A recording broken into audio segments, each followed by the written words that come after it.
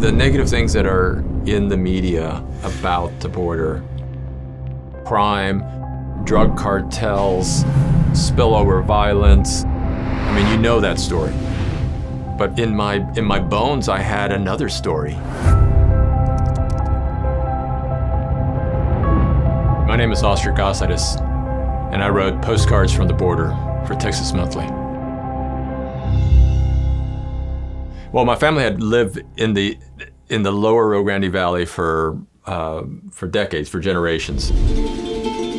I grew up in the 60s and 70s in Brownsville. It was about family, it was about get-togethers, it was about cookouts, it was about days in the park, it was about going to the beach. Growing up on the border gave me my sort of sense of identity. At some point, I understood that my children were hearing in the media a different version of the border. I also began to understand on this quite profound level that not only were there two physical sides of the border, there were these two narratives going on about the border. The one out in the media and that other story of families struggling and enduring and overcoming hardship. They were human stories. And this was so not part of what I knew my children, I knew they were hearing out there. Some part of me felt like I needed to give my children that other story. This friend of mine, Joel, aside from being an incredibly talented photographer, had grown up in El Paso. I thought, is there a way that we can take his images and my words and put them together?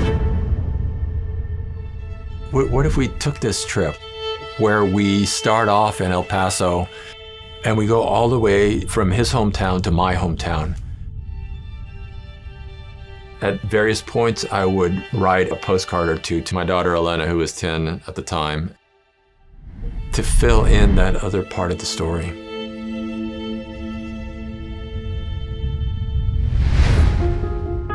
Dear Elena, it was raining this morning in El Paso, and the clouds hung heavy over the Franklin Mountains.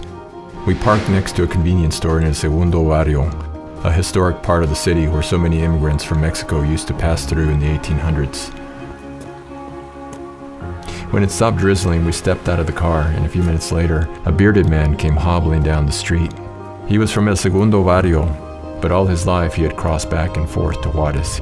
It wasn't too much later that the sun finally came out.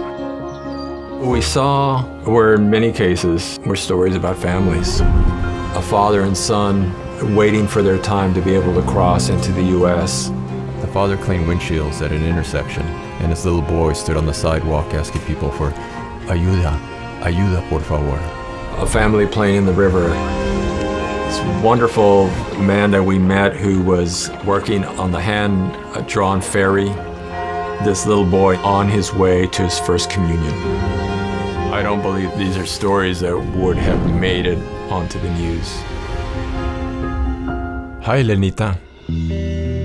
Joel photographed a young woman, a singer who sometimes performs as a woman and other times as a man. They sing in English and Spanish and perform across the border too, in Juarez.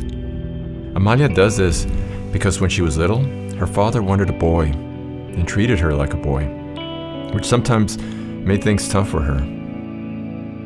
Either way, she's lucky, because no matter what side she's on, she knows who she is.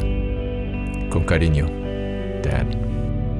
It was something that I felt I had to get across to her, that it wasn't simply, about writing these postcards so much as it was instilling something that I think I took for granted growing up, but that I very much wanted my kids to have.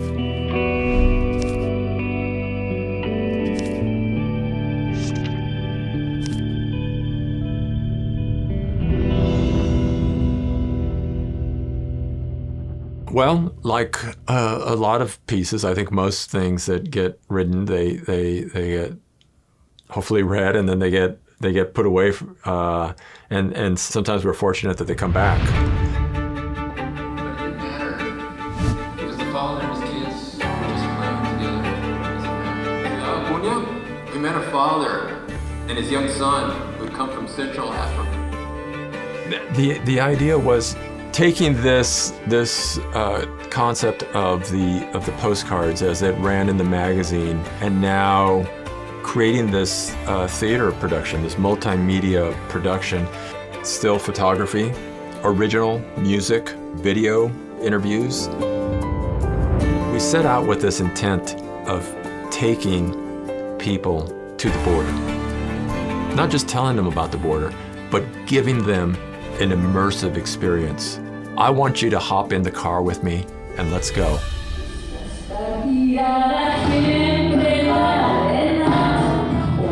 And then I was able to team up with Carrie Rodriguez.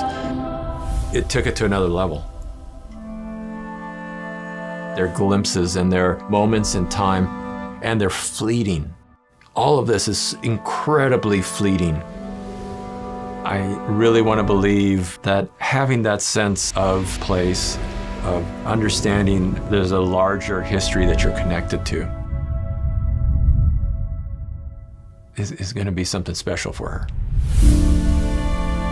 You can read this story at texasmonthly.com, and you can see the live performance beginning January 2025.